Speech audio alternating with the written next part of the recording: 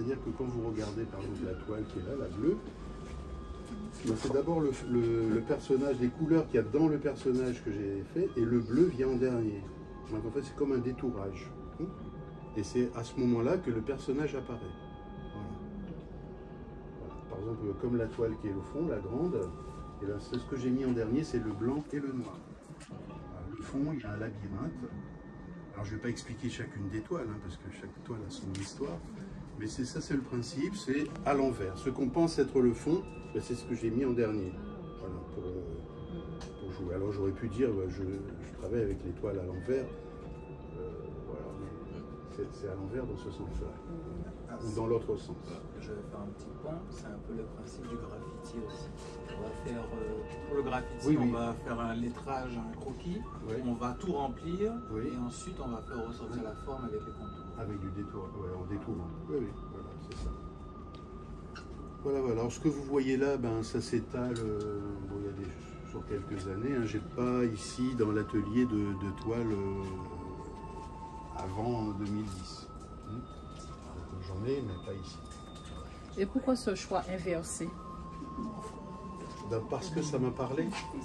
Ça m'a parlé de dire, bah, tiens, il faut voir les choses autrement. Voilà, de voir le monde autrement. C'est ça. C'est ouvrir ses yeux d'une autre manière. Parce que quand on regarde la toile, on ne va pas penser que vous avez... Non, mais je vous le dis à vous. Voilà, mais... Il n'y a pas forcément de besoin de le dire. D'accord. J'ai ouvert une petite porte. Hein. D'accord. Mais voilà. Il y a aussi beaucoup de symboles. Hein. Raconte-nous les symboles. Oui, il y a des symboles. Alors, bon, par exemple, on va aller plus un peu par là. Alors ici, bon, le symbole qui est au fond, c'est un labyrinthe amérindien, donc qui va correspondre en fait à notre chemin de vie. Parce que notre vie, c'est ça, j'arrive, je veux aller là, ben non, c'est bouché, ben je vais à gauche, ah, je fais marche arrière, je repars en avant. Il n'y a aucune vie qui est linéaire, mais on va tous à la mer. Hein, on sort de la source et on va à la mer. Donc ça c'est le fond. Après par exemple ici, celle-ci, c'est un fond en géométrie, c'est-à-dire en géométrie sacrée. Donc en fait, il y a une structure géométrique dans le fond. Et puis par-dessus, ben, ici, on va retrouver mon personnage, ça c'est son cou, et sa tête avec ses dents, et il regarde vers le ciel. Ah, il est très abstrait. Sous ses dents. Ouais, c'est bon. Bon, il a un dentier, c'est vrai. Lui, il a un dentier. Oui, vous l'aviez peut-être pas vu, c'est pour ça que je vous le précise. Au premier regard, on ne le voit pas. Alors, celle-ci, elle a été présentée à Séoul. C'est l'affiche qui est là-bas. Et celle la grande aussi, avec un cercle noir. Donc là, c'est mon personnage qui tient le soleil, puisque ici, la symbolique ici, la croix comme ça représente le soleil. Alors quand les Espagnols arrivent justement au Guatemala, en Amérique centrale, ben, ils voient beaucoup de croix. Alors ça pourrait être tout un débat, mais la croix maya. Alors ici, alors ici c'est trois œuvres complètement récentes. C'est les dernières que vous voyez. Donc elle s'appuie sur trois choses. Alors on va commencer par celle-là. Les rapprochés.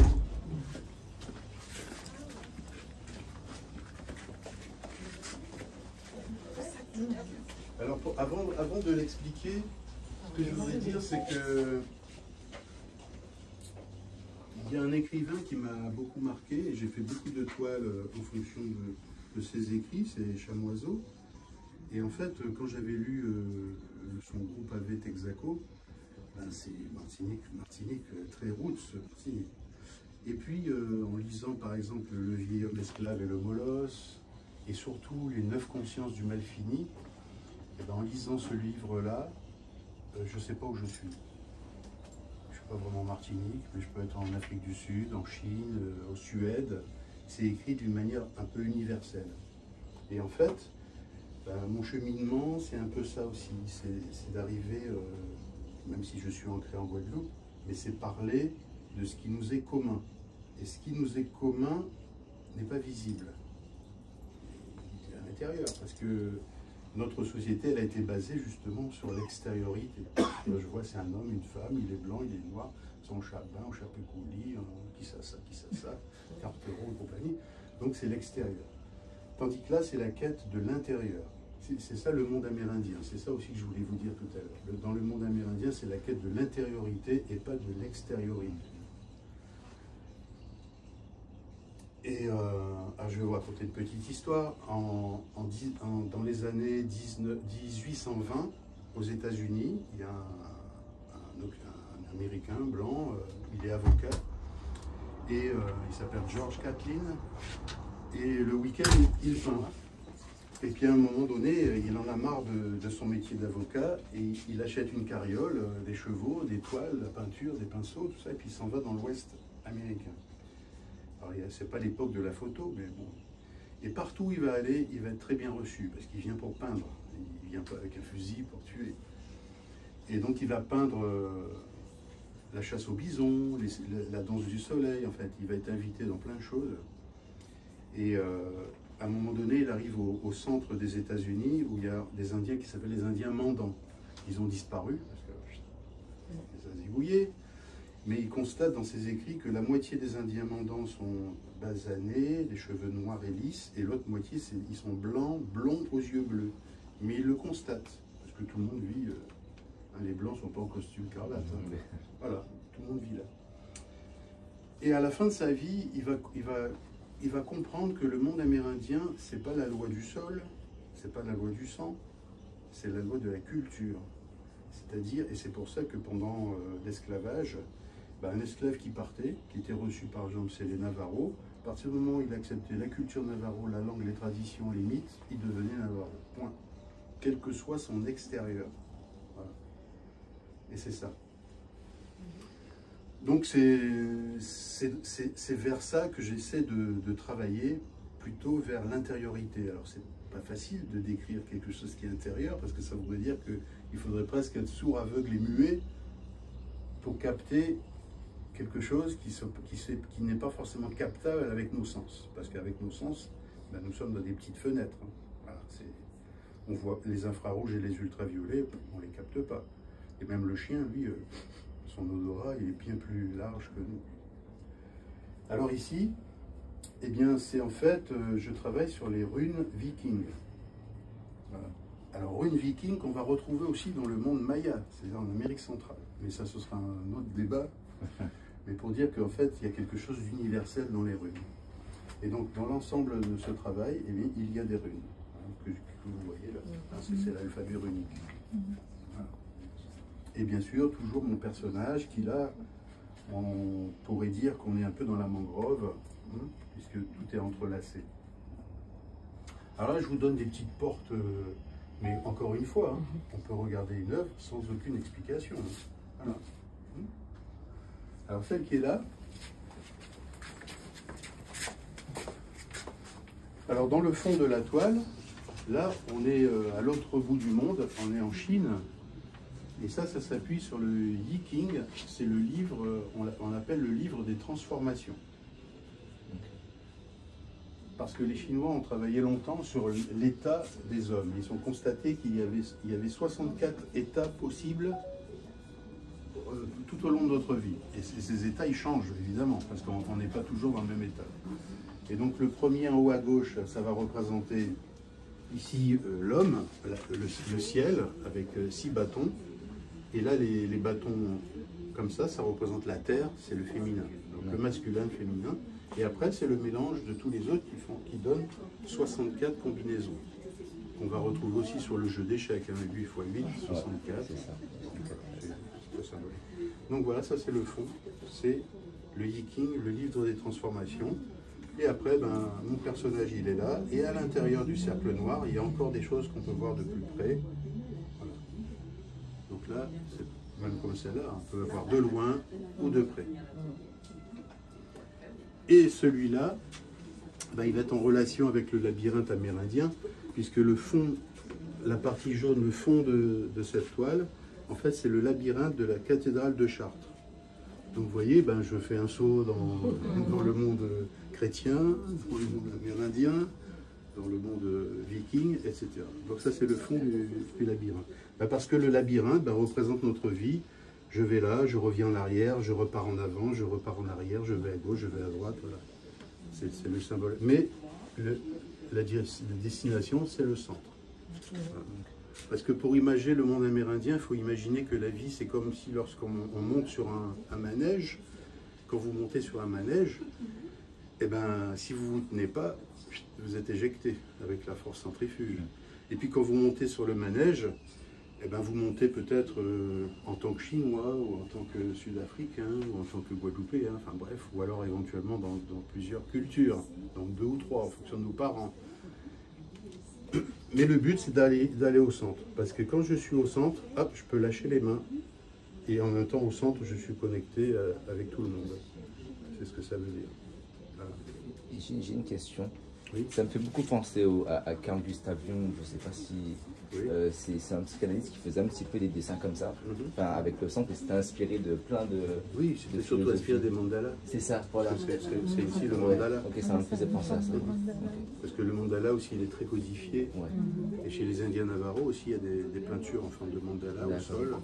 Et c'est ça qui va donner en fait le dripping de Jackson Pollock. Je sais pas si Ça non, l'idée, c'est de peindre sans que la main ni le pinceau touchent le support. C'est ça. Ok. Parce qu'en fait, les Indiens Navarro, c'est avec du sable. Donc voilà, et puis on dessine avec du sable. Donc lui, il avait adapté. Et puis il avait pris de la peinture qui coulait. Et puis c'est Jackson Pollock. Alors j'ai aperçu que vous avez là, il y a une feuille avec des numéros, c'est des codes. Oui, c'est ça. C'est Est-ce la que- représentation des 64 hexagrammes. Ah, d'accord. Voilà, ça c'est sur la feuille. D'accord. Voilà. Mais est-ce que vous mélangez pour transmettre des messages à travers les codes? Est-ce que ça vous arrive? Je transmets pas forcément de message, c'est pas... Parce que comme vous avez dit, c'est le monde intérieur. Peut-être vous véhiculez, c'est invisible, mais il y a un message que vous n'avez pas pu... Parfois il y a des messages qui peuvent apparaître dans des formes, etc. Parce que quand je fais, je ne sais pas vraiment toujours où je vais. D'accord. Je peux avoir une idée, tiens, je vais faire le yiking, Mhm. mais après les formes, je me laisse guider. Donc, Et vous avez respecté et puis, il y a les peut-être codes que- de oui, oui, 1 à oui. 64. oui, oui. Mais par contre, il y a des choses qui peuvent parler à vous, et puis vous, ça ne vous parle pas. Je pense qu'elle demandait s'il y avait un message d'amour. C'est ce que j'ai compris dans la question. Bah, je pense que de toute façon, dans l'art... De toute manière, enfin, tout est amour. Hein. mais je dirais que moi, je me démarquerai quand même de l'art contemporain, ce D'accord. qu'on appelle l'art contemporain,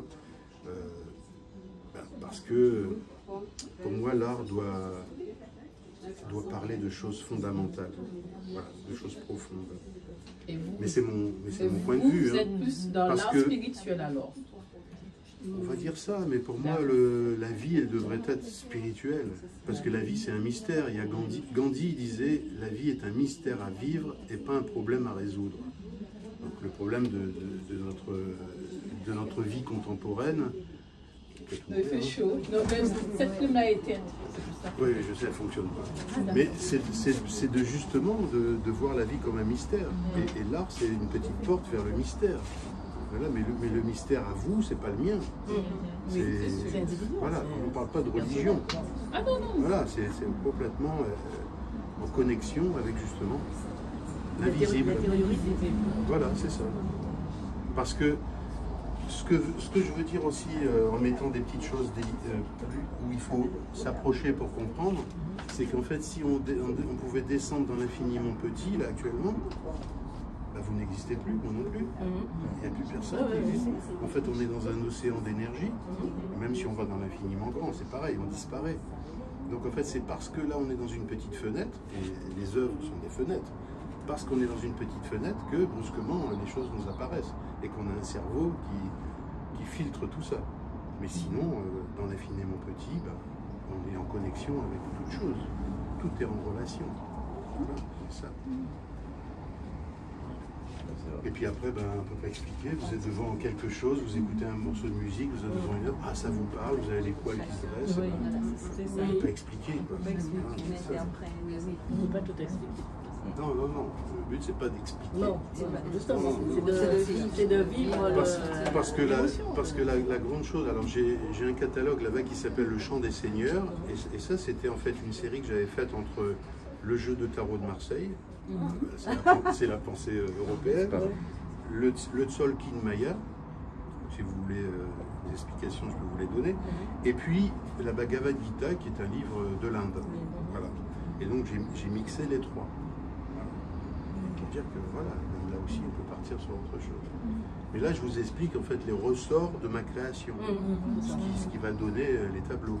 Parce que je pourrais vous expliquer plus dans le détail chacune des œuvres, mais c'est pas forcément nécessaire. Alors, il n'y a pas de message subliminal, c'est ce que je veux dire. Il n'y a pas de message subliminal, si ce n'est que l'amour, peut-être. Alors, j'espère que tout ce que Jocelyn vous a dit vous a plu. Je vais juste vous expliquer un peu l'atelier. Donc là où vous êtes actuellement, c'est la partie de création. Donc là, vous avez vu les 3 œuvres qui sont finies, qu'il n'a pas encore dégrafées, puisque Jocelyn, toute la semaine, ça fait 2 semaines qu'il est en résidence artistique à Saint-François. Donc il y aura une restitution ce samedi à Saint-François, au musée qui s'appelle Créole West Indies, à la galerie Créole West Indies. Voilà, donc toutes ces journées se passent à Saint-François. Il est venu exceptionnellement pour vous accueillir aujourd'hui. Donc cet espace-là, normalement, il est moins rangé, n'est-ce pas? C'est un atelier. Mais là, comme il n'est pas sur place, donc voilà. Donc vous avez la chance de voir ces 3 dernières créations. Et ce que je vais vous proposer, alors il a aussi un catalogue, il y a des cartes. Vous pourrez peut-être faire le va-et-vient. Je vous propose aussi, si vous voulez poser des questions à l'artiste, vous mettre plus à l'aise, comme ça on va laisser ouvert. Vous allez circuler, soit vous asseoir, soit on va circuler, d'accord? Et vous pourrez poser toutes les questions à l'artiste qui est à votre disposition aujourd'hui. Voilà, merci beaucoup. Peut-être qu'on aura moins chaud. S'il n'y a pas suffisamment de chaises, je peux aller chercher. Et on peut aussi changer les chaises. Voilà. Vous pouvez, voilà, c'est pour vous permettre de regarder les œuvres plus facilement. Et vous pouvez changer aussi les chaises si vous voulez les mettre par là. C'est pour faire une gravure. Oui, les cartes sont là-bas. Donc là, oui, c'est une gravure qu'il est en train de faire.